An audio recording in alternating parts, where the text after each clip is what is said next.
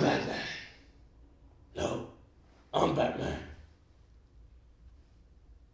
Amateurs. Oh, that's brilliant.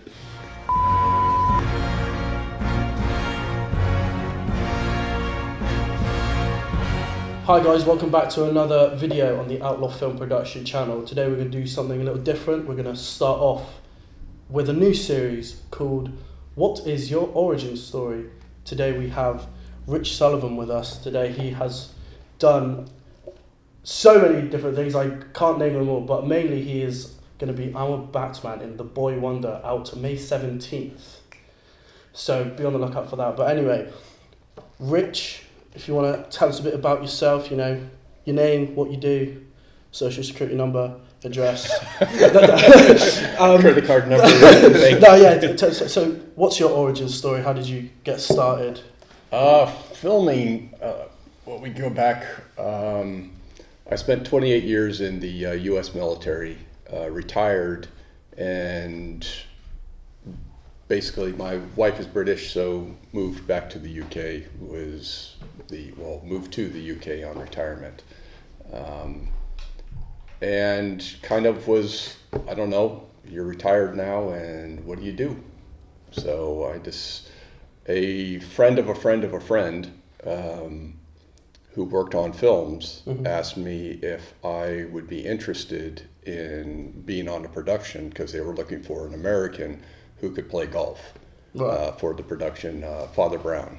Okay. And I was like, sure, why not? And didn't get that part. Right. But from that, I got on a movie called The Informer with Joel Kinnaman in it. And I was originally cast to be a supporting artist or extra, an American prisoner, basically, in the film. And which was all right. We filmed that in Gloucester Prison. So got in costume, was standing in the parking lot or the SA holding area, and the director, I didn't know this, but at the time there was a conflict because one of the cast prison guards who stated on his casting and his interview he was a authentic American. Oh, right. Well, I don't know what happened, whatever, but he got on set and wasn't American, and the director was just absolutely fuming. And it was a part of the director and the cinematographer were walking back to base, and I was talking to another essay at the time, and they heard me, stopped, and the director was like, "Come with me." And that started, so I was cast as a prison guard on that. So we filmed about 3 weeks on that, and that just kind of opened up. And then from that point, I talked to the producer on The Informer, and they found out my military background. And I got another project shortly after, which was Hellboy. I didn't know it at the time. To go on and work as a military advisor and police advisor for that film, and then His Dark Materials and The Old Guard. Just did little jobs. It was just myself, and it was just basically word of mouth until ultimately the big one came in October 2019 when I got a phone call from Warner Brothers Studios asking me if I would be available to come down for just talking as a police advisor. And that turned out to be the Batman, and I met Matt Reeves and Greg Fraser and Robert Patterson, and went through the scenes that they were looking for. Originally, it was just going to be talking to them. They were in pre-production, talking about the script. They had a couple of scenes they just couldn't work through. Helped them out with that, and then I was on the film they brought me back in and said, "We want you on set basically the entire film." Yeah. So you said we were talking earlier how you grew up with comic books. What was it like when you got the phone call to work on the Batman? How did that feel? Yeah, that was the, and I'll kind of go back to, I'm what would be called a diehard comic book fan. I have never really been, I mean, the Dark Knight Batman trilogy was probably the closest that I kind of was like, yeah, okay, they're starting to bring Batman in. Yeah. But I always grew up with Batman and the comic, and then when you see like Arnold Schwarzenegger as Mr. Freeze and Jim Carrey as a Riddler, you're just like, oh, come on. Danny DeVito as a Penguin and stuff. You're just like, oh God, what are you doing? You're making this a cartoon. It's not what Batman is. And I was just absolutely, it came clear to me probably within 3 days of working with Matt Reeves that he was just as die-hard and hardcore Batman fanatic as I was. Mm-hmm. And he really wanted to bring in, the origin of Batman, that master detective, so that for me, and everything that we filmed on set was so close to that vision that I had when I was a kid. And we talked earlier about reading books or reading comics and then seeing the movie, and it doesn't match your world, your universe in your head. And the Batman film was probably the first one, not just because I was working on it or part of it, but it was the first one that really starts to delve into that darkness. Yeah. Sure. Everything else is comic booky and lighty and pow poo poo. Yeah. Even the TV series back in the 70s was all, bright and cheerful, and they bring in all these cliche-ish that we think of Batman now, but in the comic books, it wasn't. It was dark. It was dingy. It was grimy. It was rough and violent.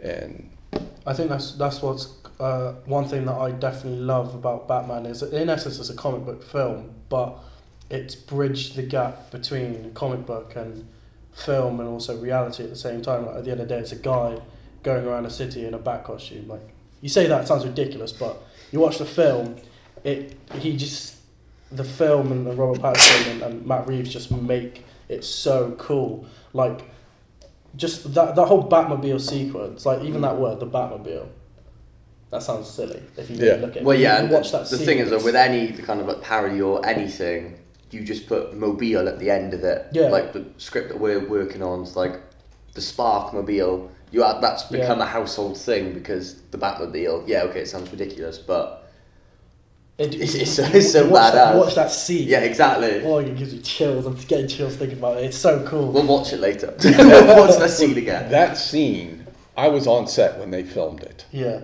And I'm like, okay, yeah, that's great. The Batmobile, by the way, was my favorite Batmobile out there. It really is that, the previous Batmobiles, it looks like a military, and it was a surplus military that Wayne Enterprises built, in secret and so forth. And, in The Dark Knight, he has this tank, basically. But this one is Bruce Wayne tinkering in his garage and making this thing. Yeah. And then we shot it, and I'm like, oh, okay, well, that was kind of cool. And then I was in the theater, the cinema, watching it, and just like you, the way, again, this is part of what you film, and then what plays in the cinema, the editing that goes on in the background and everything. I was like, you chills down, and you're just like, oh, it's so cool. What? That is amazing. It really, but on the day filming, it wasn't anything like that. It was just, I can imagine. They read the car, which didn't have the engine, obviously, that it does in the film, but, and you're like, oh, okay, cool. Yeah, there they go. Yeah. So. Yeah, that's crazy. I can imagine going from seeing that on set to then seeing, obviously, to then watching it in the cinema. It would be just absolutely insane. Like, I can just picture that. Well, I'll give all the due one to Matt, but again, they had Greg Fraser as a cinematographer, and being around Greg Fraser, I've been around several cinematographers before, but he's like a wizard with the scenes. He knows. Him and Matt worked very well together, collaborate. They had a good understanding of what they were trying to do, and I was excited because Greg Fraser worked on Dune, and I watched Dune, and I'm like, that's amazing. Yeah. And obviously while we were filming, he got the Oscar for cinematography for Dune, and it was just like, I'm not worthy. But, yeah.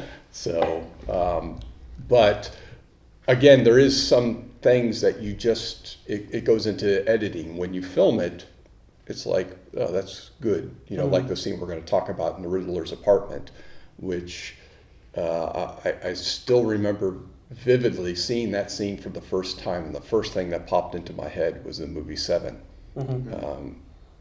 with Morgan Freeman and Brad Pitt, and it just had that vibe, and that's what Matt had in his head, and they kind of made that, and it was just like, it was really one of those. There's a few moments where is that stand back, where you just kind of have to slap yourself or pinch yourself, and like, I'm really here. We're doing this. It's really, really cool. Yeah. We need to wait for that phone call that you had. Warner Brothers just saying that. Yeah. Oh yeah, you did a cool Robin fan film. Yes, right. How about we give you a few million, and then you can finish it. We'll go. Sorry, I'll think about it. Yeah. Okay. Yeah. Yeah. No, because it was when we had a meeting last week, and then you're like, oh yeah, you got to shoot off, have a phone call with Matt Reeves. We're just geeking out, and it's just like it's so natural for you. Like you're just, Matt Reeves, but we're like, oh my god, so cool. He's a really good guy, an amazing director, I was just pleased to be able to, I've seen Cloverfield and so forth of films that he worked on before, and you're just like, when you first hear, it's like, I guess my first impression of when I got told it's the Batman and the director is Matt Reeves, and you're like, the Cloverfield guy? And then the Batman's going to be Robert Pattinson, the Twilight guy? And you're just like, really? Yeah. For me, though, the biggest geek out moment I had on set was Zoe Kravitz's father, Lenny Kravitz, showed up on set. Right. And I've been a fan of Lenny Kravitz. All throughout military, most of his songs were part of our, when we make videos or something for training and stuff like that, we're using his, so it was just like, Lenny Kravitz. It's actually nothing to do with Batman at all. Nothing really, at all. as well. It's just like, oh my God. But, so that was the, you get, like for me working around actors and so forth, I don't really get the geeking out moments. They're normal people. You understand they're doing a job. Yeah. It's that part of we're all making, movie magic, so forth. But there's just a few people throughout your life that they show up and you're just like, yeah, definitely. So I did have, initially they were going to give me a role as, they have what's called the lead detective. So into the mayor's apartment, when the mayor is killed and we first see Batman coming in with Gordon, I'm right there with him, the guy that's kind of looking over the dead body of the mayor. And I was supposed to be kind of his shadow throughout the different scenes that they were going to do. But I quickly told, it was Toby Hefferman, who was the first AD, told him that we need to put somebody else into this, because my main job was to watch the actions on set and make sure all of the background and everybody is doing what they're supposed to do. And there's a couple of scenes where even on the film, the background didn't do it, and I'm just like, I know nobody knows it. Nobody probably sees it, but I see it. And it's like, it just drives me nuts. So I kind of had a conversation with them and said, it's going to be better if I'm out of the scene, so that I can watch over and have that look, if you will, of keeping everything as accurate as possible. Yeah, definitely. I think when you watch the film,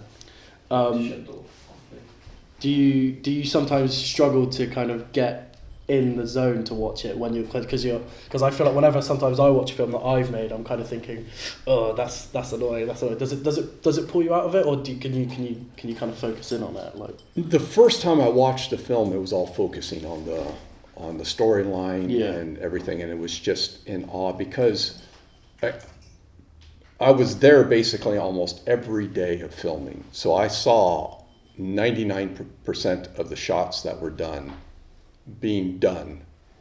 You know, the difference being, I guess a lot of people don't really understand what it takes to make a film. And they think that there's like 8 cameras and they just switch these cameras and they shoot the scene once. And that's not reality. You have one scene with one camera direction, you shoot that, then you change the camera direction, you shoot the same thing. So one scene, you know, maybe 5-10 seconds of a film is 3-4 days of filming, you know, full crazy, on from 7 o'clock in the morning until 7 o'clock in the evening of filming. So when you see the film progressing in that slow of a stage, you kind of miss it. Plus, you know, a film is never shot in order. No, for sure, So we're filming things back and forth. We were doing Liverpool, doing the mayor's exterior of the funeral going up, and then the next week we're in South London doing the garage scene when he initially comes back after the first fight and he's sitting in with Alfred and talking. So and then we're doing the rest of the garage scenes there. So there's that back and forth, and plus we had that little nuisance of COVID that kind of screwed. Oh, right. Obviously, of course. So obviously your main role was kind of to look at to look at the extras and make sure they're doing the right thing. But you also said that you were on like 99% of the shoot days. What were you doing when, let's say, there weren't like any police in the scene? What was your role in Well, I would still be there for advising the main actors, the background, and then most of the scenes. So you have the script, and then to make the script reality, a lot of what Matt was very particular about is authenticity. He really wanted to bring a feel to it. So he would bring me in and we would talk about, for instance, the flooding scene in the Gotham Square Garden, where you had the people coming into Gotham Square Garden as the safe haven, the harbor of hope.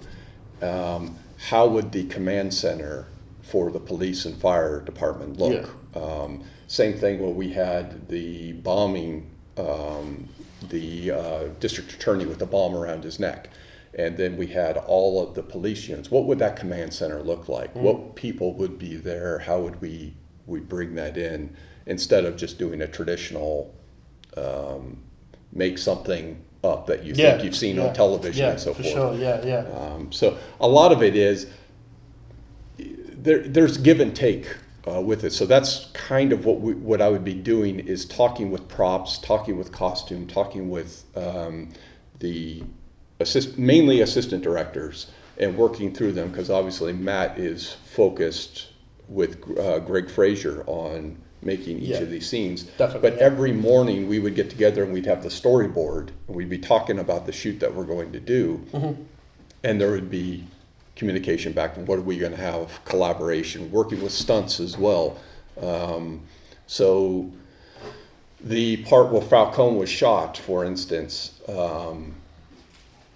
we were talking about how would the reaction of the police be. You know, you have somebody just shot right in front of you. What's the, you know, where are they pointing their weapons? What are they doing? Are they going for cover? Or are they, you know, rushing towards? So all of these little things, little details, because Matt was very particular about little details throughout the film. Was that, obviously, the events of the film are pretty nuts, especially going near the end. Was there ever a moment where you were, was there protocols for, like, in terms of police for every single scene, or were there moments where you're like, I don't know what would happen? There's a lot of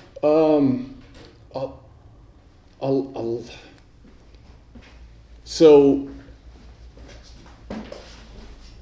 there's a lot of give and take in it, I would say. The reality of what really happens in an emergency event and what we portray on film is two separate things. Right, okay. So you're not going to have people running all over like, you know, chickens with their head cut off. And you know how a first assistant and second assistant director loves to have background going back and forth. And what would these guys be doing, and where would they go running to? And it's like, you're not going to have people just running arbitrarily going to, you could have them get equipment, you could have them stage, but in reality, like for instance in this command scene outside of the city hall for the assistant district attorney or the district attorney with the bomb, the command center would really want to be as quiet as possible. You're going to want to get the distractions away and have people, but again, a blank scene is hard to do in film, and you have there, we need to put some activity in to distract. So that's where the give and take comes. For sure. You know, we're not 100% all the time, but Matt's charter to me and what I really tried to bring on is to bring it as real as possible. For instance, the firefighters that would be crossing a scene, they would not, you know, most of them, they just had them in a firefighter uniform walking back and forth. And I'm like, no firefighter on this planet ever walks anywhere with nothing in their hands. Right. So, you know, we need to put something in their hands, like a hose or a Halligan tool or an axe or a piece of equipment that they're taking. You can watch any video of an actual fire scene and you'll never see a fireman empty-handed unless it's the fire chief standing over and directing. You know. Cool. So it's those little things that make a big difference. Definitely. And that's primarily what my job was, is to assist with the things that you don't notice, but people that are actually in it do. Yeah, definitely. I think watching the film, like you said, even though if you don't notice it, it is subtle, and I think just the amount of like subtle things, you put them all together, it just makes the scene whole. I think if it weren't to be in there, maybe some people wouldn't notice it, but it's the fact that it is there. Because, you know, people rewatching this film, like I've seen it 3 times. How many times? How many times have you? I think I'm on 3. 3, yeah. So you're rewatching it, and each scene you're looking at something different. Yeah. And it'd be like, oh yeah, that's cool. I didn't notice that before. Oh, that's interesting. They added that in. It's those things, and then you appreciate the film even more. So it's worth putting them in and thinking about it. That's where I went back and I started watching it scene by scene. And you see a mistake and you're just like. It's like the bit that you mentioned about the funeral scene. Where you're on about like Gordon when he kind of like has a bit of a look like that. I had no idea about that. No. Now 5th time watching now, it's gonna have to watch that just to see him go, and then like look. It's just like all those little details. It's just like a checklist, isn't it? Just checking them all off. And I loved Matt's direction to Martinez at that. Hey, look, it's Bruce Wayne. You know, hi. You know, all like geeked out type of thing. In you know, like I told you, where Gordon was. I know this guy. With that mask and that cape, I'm gonna start crying, and all of a sudden, some big secret's coming out. The red is so cool. Yeah. What are you with Zorro over here? You have the right to remain silent. Anything you say can and will be used against you in a court of law. You have the right to an attorney. If you cannot afford So if you can pause it there. This was, so on this was one of Matt's really big things. So what you're seeing is a sea of cops. Now, if you zoom in, you're going to see motorcycle, canine, all the ESU, all the different branches of cops. These are the cops that are not on the take. These are the good cops.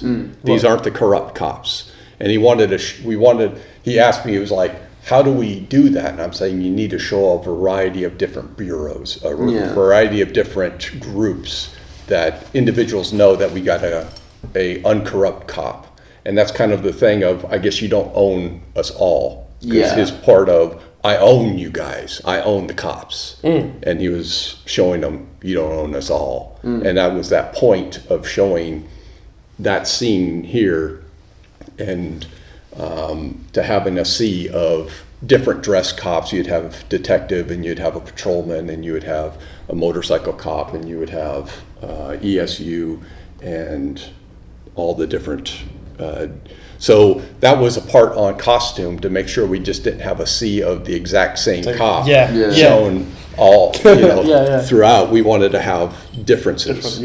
Cool. These rights in mind. Is there anything else you wish to tell? Goddamn rat. What'd you say? Enjoy your night at Blackgate, Carmine. Probably be your last. Oh, so you're a big man now, Oz, huh? Maybe I am. Really, Oz?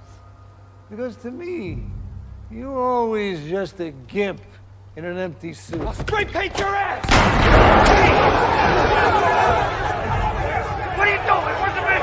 I ain't shoot! This is one of the parts that I know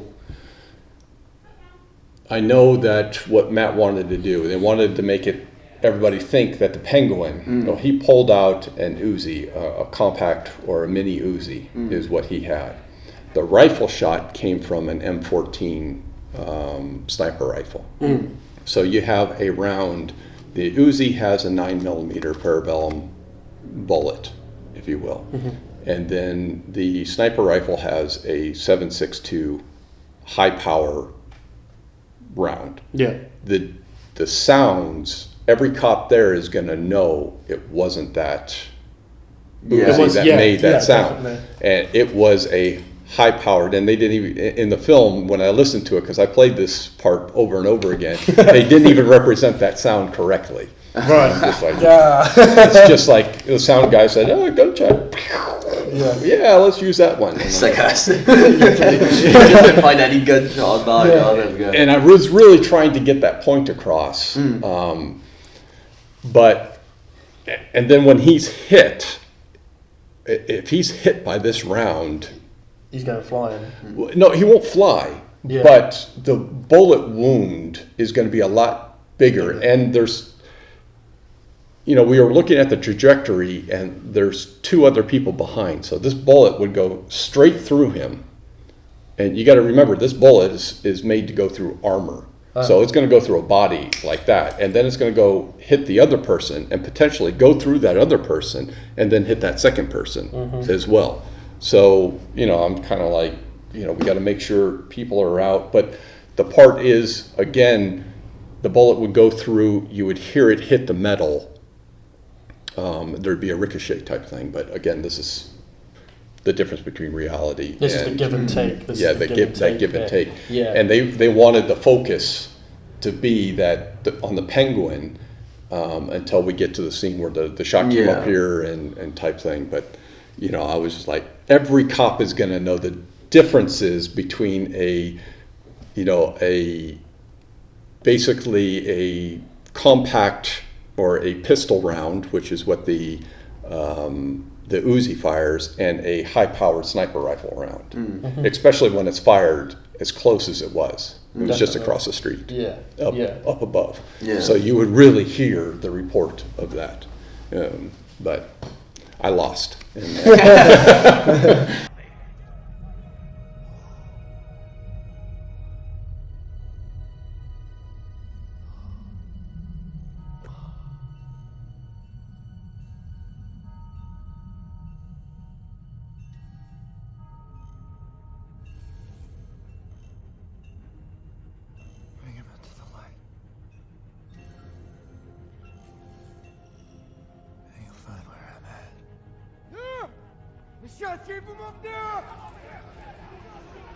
That was so cool. Just a little like.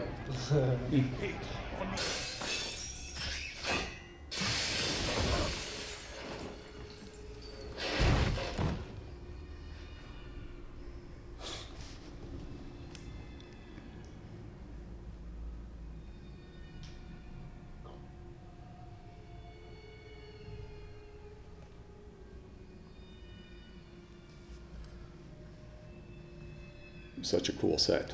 Yeah. It was completely done just like this. The whole apartment was built. Just the amount. Was it detail. it in a studio or like an actual? Yeah, it was in a pub? studio, It was a studio. and they built it. Nice. The detail was unbelievable. Yeah. Do you know how long it took them to do that? We were on this scene. So once he enters the apartment, until we finish, we were on that scene for 2 weeks. Okay. The outside part of it was obviously in a separate, that's in Yeah. the back lot of Warner Brothers. That was 4 days of filming that one scene with Falcone, actually 2 nights of filming that with Falcone being shot. And then the scene where we're going to go into the cafe shortly after this, that was another 3 nights of filming that. Yeah.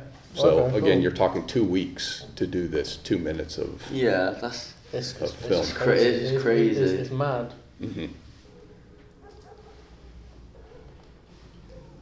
Better get our skates on though.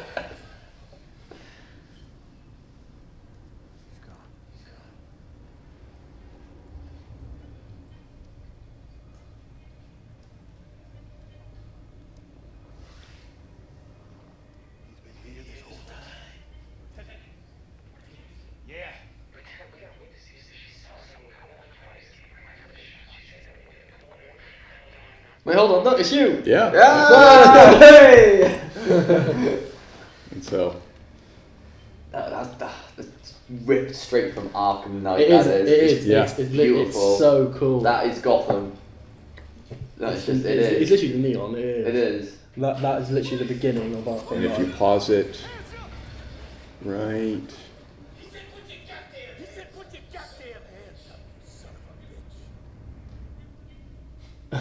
I'll let you know.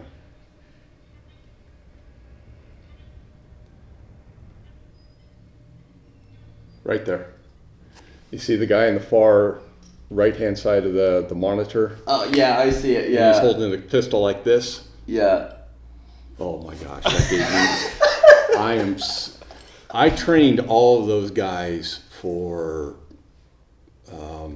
probably a total of 3.5 hours on how to hold the weapon. This is the 1970s of what police used to do. It's called the teacup hold. And the modern day is called the weaver. So one hand goes over top of the other and it's a stabilizing. So this one pulls, this one pushes. So I'm pushing pull. So it's called a push-pull. You hear it a lot of times. But so this is a modern, what all the police officers would have been taught. Right. And this is wrong. Right. And I had a lot of them out there and they're like, I was like, hold the weapon. And, you know, I'm showing them and there's like 3 of them that always want to go, this is what I was trained to do. Well, you're trained wrong. So take that, throw it out of your head. This is what I want you to do. Yeah.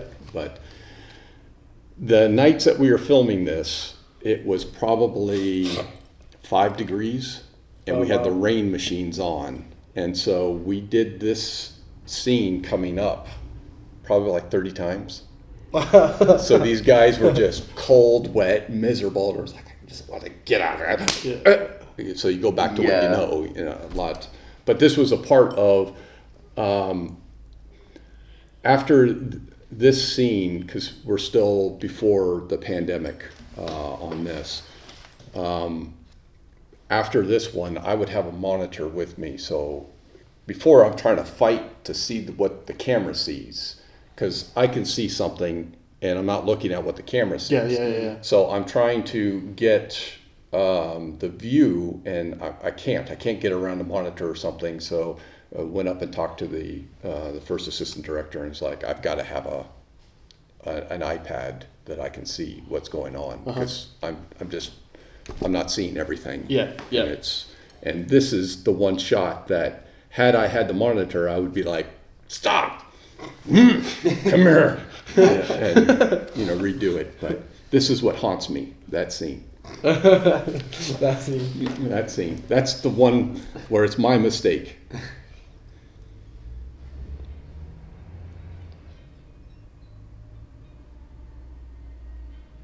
Paul Dano.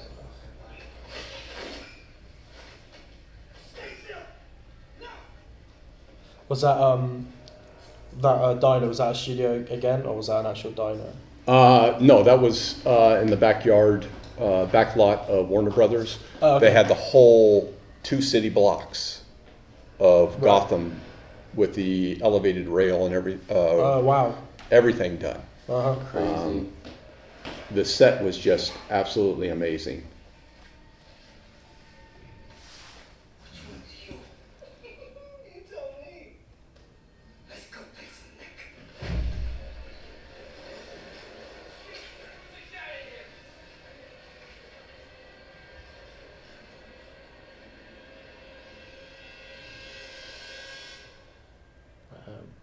So, I mean, Nice. Yeah.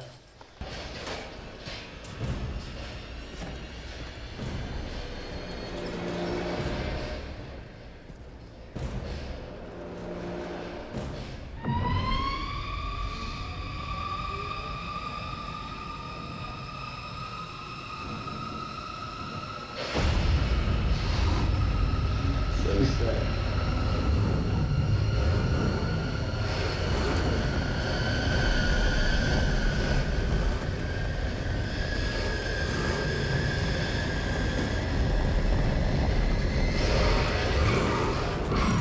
If you could pause it a second. That bit, I'm really confused. Does he stall it?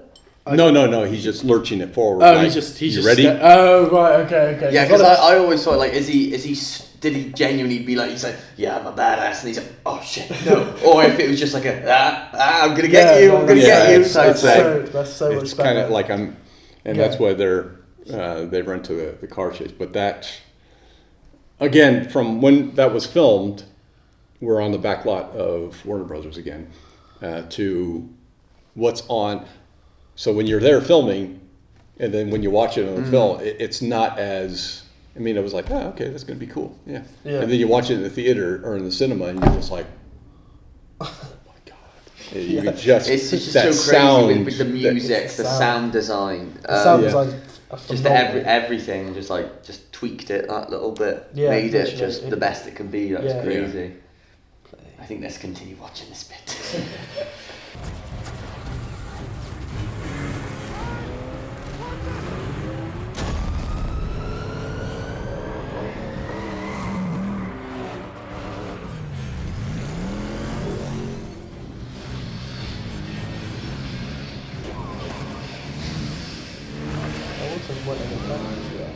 Yeah.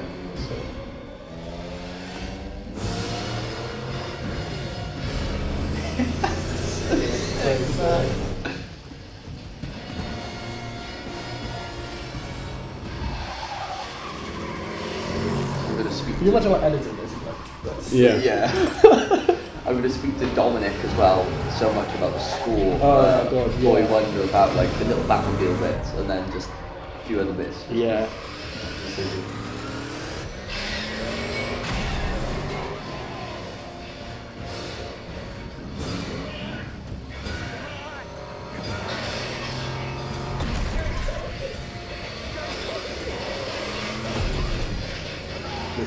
The shot now. Oh, it's so cool. That's good. It's so That's cool. cheeky. Yeah. I love the bit where he ends up going in all those barriers. It's like, Oh yeah. You see, I like that how it's like not. Let's say a smooth car chase. Do you know what I mean? Like no, yeah, it wouldn't be. Yeah. No, The exactly. thing, yeah. It's good. It's so satisfying. But yeah, like he's crashed into another car. Which is what would happen in real life. It's like, Yeah, it's it's just actual design, really. From yeah, it. yeah. Can't design. Can't Actually, design. can't design. Was any of the car stuff filmed like actually, or was it all in the studio? Once we get onto this chase, I'm not part of the filming onto this. Right.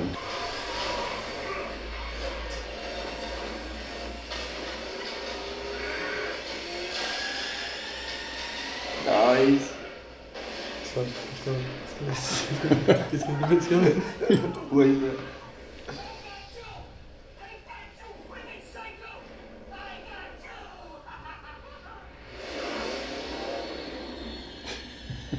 Oh, it's so sick.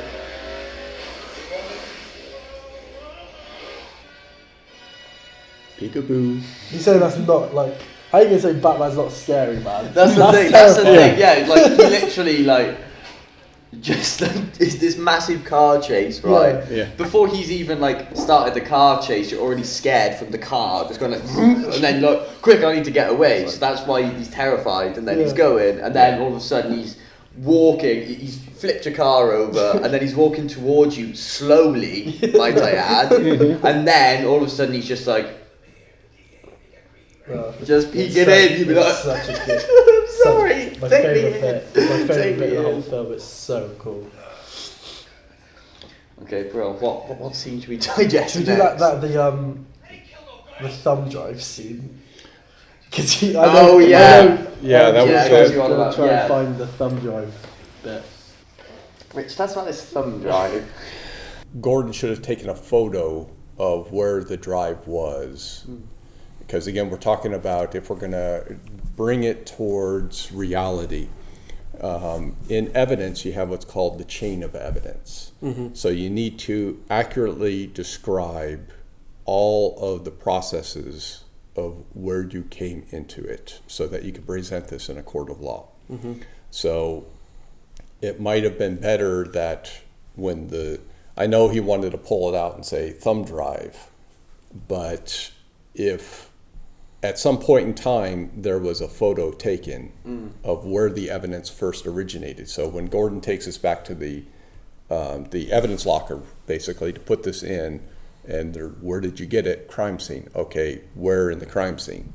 So now Gordon's going to be taking hours upon hours of writing a description of the location, the setting, what brought him there, everything, where a photograph does, a picture's worth 1,000 words, so to speak. So that, in that charter that Matt gave me, authenticity, this is that part to where I'm like, because his point of, how did you like the movie? And I'm like, it's great, I loved it, it was absolutely everything I hoped to be, but there's 2 spots in it that drive me up the wall. First one being my fault, second one being your fault. And it's like, my fault. And outlining that we should have had a photograph.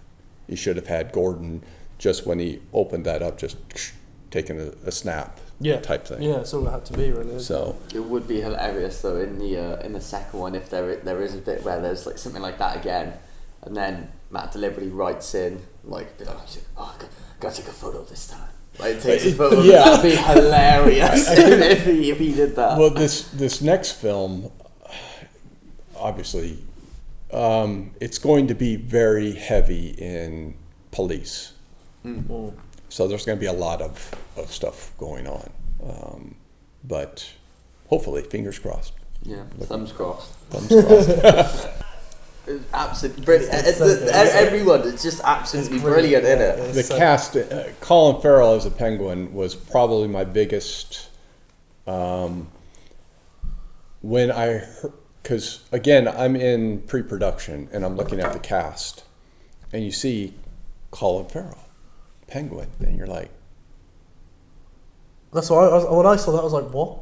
What? How in the And then I saw the photo of him. I was, perfect. That's it. As soon as you see the photo of him, it's like, yes, absolutely. The first time I got to see Colin Farrell came on set a couple of times when we were filming the interior of the mayor's funeral part. It was the first time that I got to see Colin Farrell on set and talk to him. And he wasn't in costume or anything else, and I'm still just kind of going, And it wasn't until that, well, it wasn't this scene, it was the scene of Falcone being shot. That was the first scene that we filmed on that. And so it was then seeing him in costume, and you're like, oh my, you're just like, yes, this absolutely. Is so brilliant. Yeah. You're a genius. This is incredible. He's such a brilliant actor. His range is mental. I read as well that he was more or less a similar weight or something before they started the film. To who now? Like as what he is there. Like for his last film, he was like he'd put on loads of weight basically. Right, yeah. But then he basically said, because of my health reasons, it's like, no, I don't want to stay like this. And they're like, okay, then we'll use a suit. Yeah. He kind of looked like him anyway initially, and then he got back to normal for health reasons. I think. When I first saw him on set, he was in a normal weight. He was, again, that was just you're like, because how is you going to be the Penguin? Because there's only been one skinny penguin, and that was in Gotham. I think. Yeah.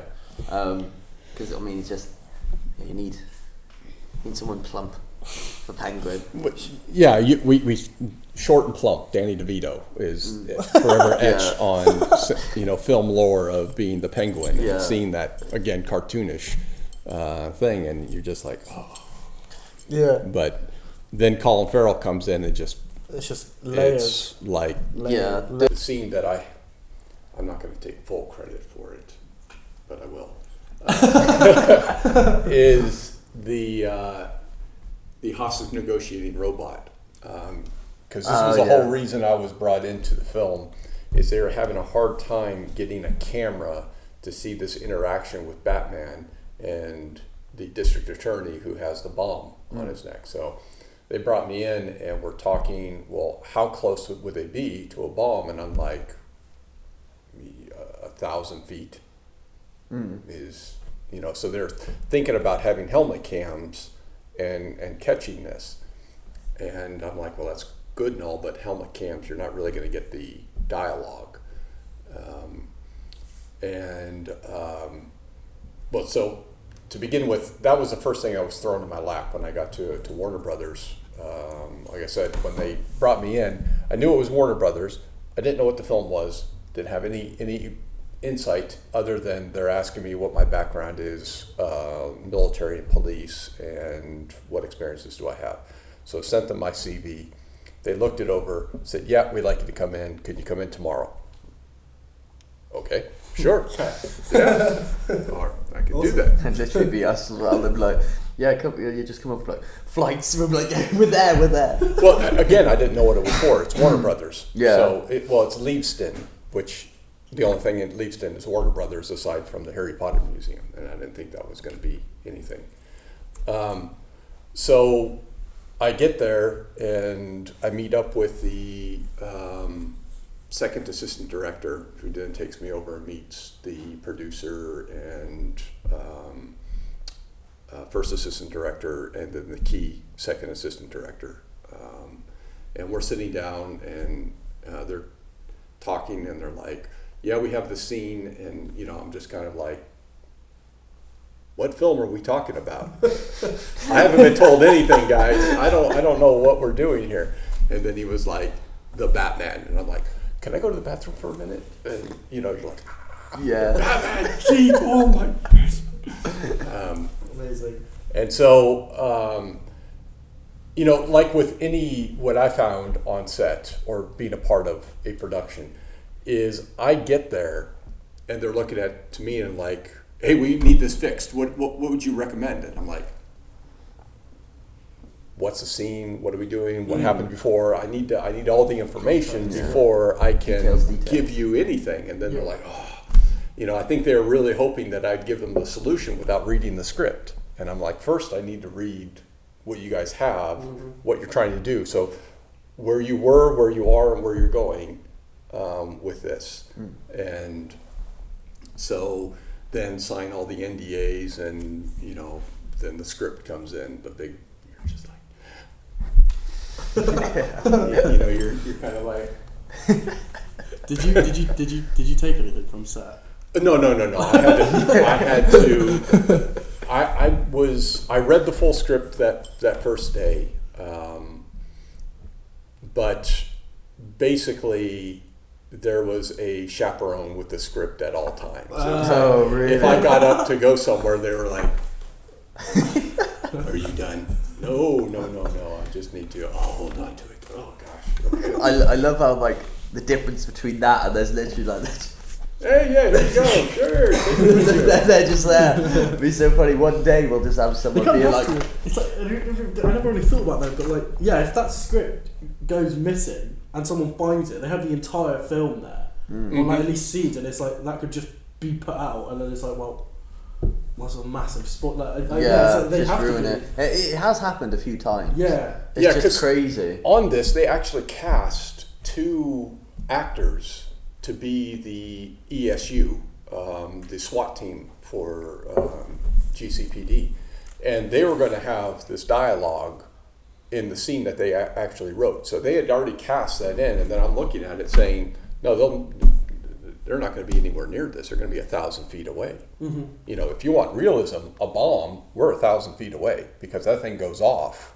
You don't want anybody right near it and to have casualties and so forth. And, you know, the other part of it is you wouldn't have any radios or cell phones. I know the guy's holding a cell phone, but, you know, so no electronic means. And there's ability for jamming.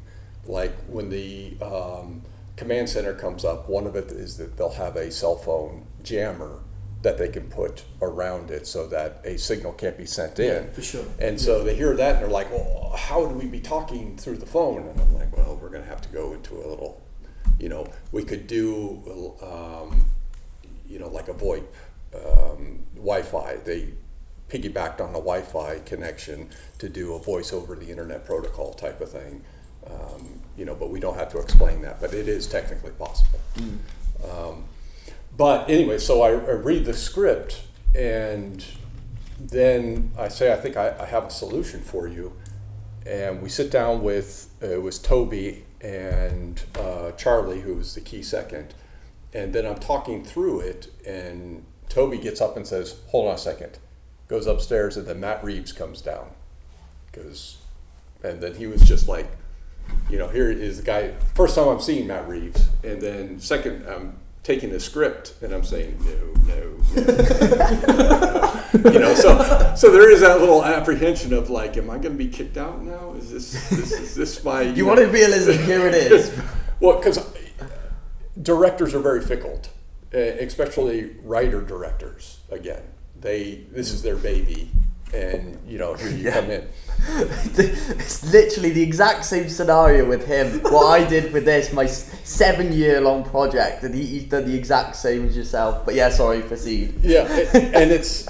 So I explained to him the best way to do this is you could get a bomb disposal robot. And then Matt's like, no, we're going to have that in this situation. There's going to be a bunch of bomb scares throughout the city and that they're going to be diverted, so they're not going to be anywhere near this. I'm like, okay, well, you have ESU. ESU has hostage negotiating robots. So robots that if we have an armed suspect, we're going to send that robot in to get all shot up instead of men to go in and get all shot up. You know, it's primarily means is for communication with the hostage taker and the hostages to get an overview of what's going on, and then also to reduce the tension in it. And he was like, well, how's that going to help us? I was like, well, they have cameras. So we can drive this right up to the district attorney, and basically there's your camera and microphone. It's two-way type thing. And they're like, get me a robot! So then I go down to props and talk with Jamie, who's the prop master, and you know, we do a quick Google search, and it turns out that they're luckily for them, there was a convention in London for the Metropolitan Police about robots, and there was a company there that had a robot, and the production just went to them and said, you know, could we have could we rent your robot along with your robot operator to go in and do this? And that's so that basically allowed us to have that standoff the believable standoff of the situation, and then also for Matt and everyone else to get the close-up, which turned out perfectly because you hear the footsteps on the robot, like, Batman coming in, and we get the view of the ESU guys, like, because they can see the shadow going across. Yeah. They're far standoff, and then that's where you get the what the fuck type deal on it. But and then to be able to have that dialogue back and forth with them with the camera shot right there. Yeah. But so once I think, I was apprehensive because I'm going up to Matt and saying, shit, all right, this is what you need to do. But he was super receptive, and that was kind of my in. And from that point on, it was like, great, we're going to bring him in. And then we talked about the mayor's mansion, which was the next problem they were having. How do you create the scene to where you still have forensics in the room and then Batman comes in? Would it be possible for that? And we talked about in forensics, there's different styles of searching the place. And we would go into what was called a spiral search pattern. Mm-hmm. So you have the victim, and then you just basically, you're going into a spiral pattern around the victim, collecting all of the evidence. And what this led was, if you watch the mayor's mansion scene, Batman comes in, and then he notices a tool mark on the floor with blood. This is still outside that area, and you see the forensic photographer coming over like, because he looks at him almost as if like Mr. Spot. Yeah. Doesn't he? Like, well, it's because they haven't come to that. Yeah. So if you look at that, there's still, there is like, hey, thanks for ruining my crime scene. Type thing. Yeah. He's wearing gloves. You're in that scene as well, aren't you? Yeah. That was the scene that I was supposed to be tagged along with the detective, but then it was like, I can't really get a good overview of what everybody's doing. In that scene too is, if you notice in the scene, we had the mayor's hand in bags. Mm-hmm. So this is another evidence preservation technique that you'll use. You'll put a paper bag, paper, not plastic, because it preserves any evidence that may be on his hands. Oh, right, okay. So that's there to preserve that, so that they take him to an autopsy. That hasn't been contaminated by the body bag or anything that might be inside there. I didn't know that. I thought the Riddler put that on its hand. I didn't know it was... No, that was an evidence bag. So if you look at it again, yeah. So because that was kind of, they didn't want to have that, the thumb being taken off, and he was like, how can we hide that? And I'm like, well, you just put a bag out. We put bags over the victim's hands to preserve the evidence that might be under the fingernails if there was a fight or something along this. And so that created that scene, so where he could hold the hand up and then take the bag off, and I'm like, oh, Jesus. Yeah. That's that shock and surprise. Yeah. Because you see, I've watched a couple of like videos of like, it would be like forensics, like reacting to films. Oh yeah. And then they'd watch it and go, this is completely wrong. You would not do this. This is the proper thing would be this and that. It's cool to see that this has that realism. Kind of, because technically there would be nobody else other than forensics in that room while they're conducting that search. And that's what he was like, where would they be? And I was like, what do you mean, where would who be? There'd be nobody in this room but the victim and the forensics team, and you would have a scriber or possibly a detective that's there with them, denoting anything. It's like, well, we need to get them in here. And I'm like, so in that, you wouldn't have, but what we basically said is that little walkway that Batman and Gordon and the commissioner, they come through, that's been a cleared area already. So all evidence, and if you notice, nobody goes beyond that, because we're saying all of that we're still working on, so nobody can go beyond this.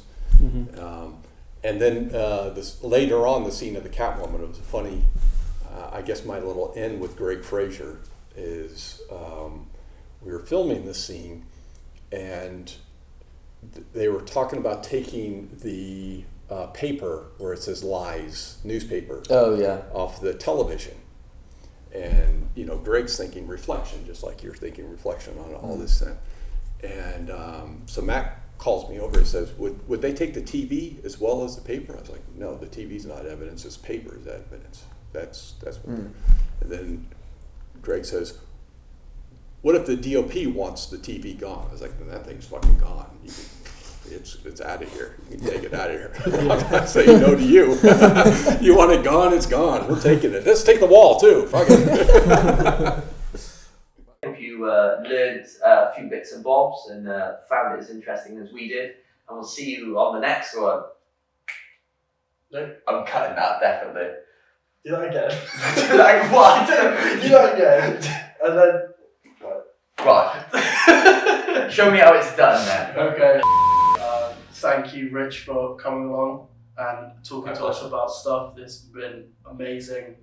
I've learned a whole lot. You learned. I've learned yeah, better than lost. Yeah, it's been great. So hope you guys have learned something, and we'll see you in the next one. Thank you for watching, and do what you love. Screw you. Screw you for having better answers.